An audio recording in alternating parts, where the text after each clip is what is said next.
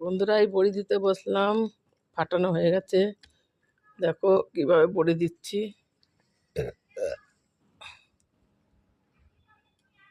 প্রচুর রোদ।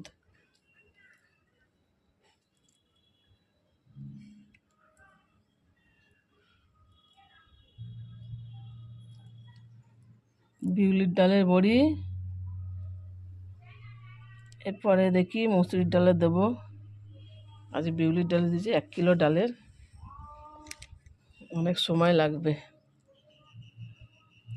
এখন কদিন ধরে শুকাবে, এটা যত শুকাবে তত ভালো। 1 সপ্তাহ তো শুকাবেই বড়িটা। কেমন হচ্ছে বড়ি দেওয়াটা বন্ধুরা, দেখো আমার তো দেখতে পাচ্ছি না, রোদে বাবা ঝাপসা লাগছে। মুট মুট করে দিতে হয়।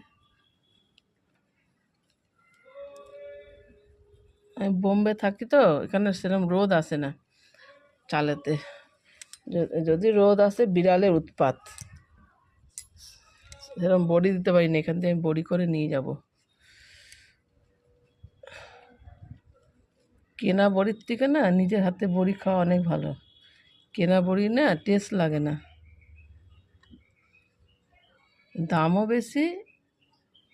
এই হাতে দিচ্ছি, এই বড়ির টেস্টই আলাদা। দেখো কেমন হচ্ছে বন্ধুরা আমার বড়ি দেওয়াটা, দেখো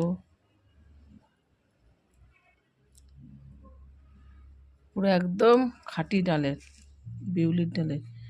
অনেকে বাইরে যারা বড়ি বিক্রি করে চালের গুঁড়ি মেশায়, আমার এখানে কোনো ভেজাল নেই। এটা তো আমরা বাড়ির লোক খাবো। যারা বিক্রি করে এরকম চালের গুঁড়ি দিয়ে ইয়ে করে দেয়। আমি 1 কিলো ডাল বেটে বড়ি দিচ্ছি। মিক্সচার মেশিনে বেটেছি, আগে তো সিলে বেটে করতে হতো আমাদের। এখন মিক্সচার মেশিন হয়ে গেছে, বাটা সুবিধা।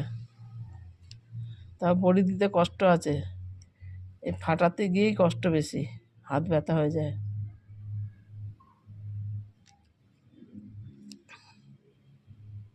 আমাদের এখানে সার্কাস হচ্ছে, কাল থেকে সার্কাস বসেছে আমাদের, দেখতে যাব। এখন সবে বসছে কাল থেকে। মিউজিক বাজছে সার্কাসের।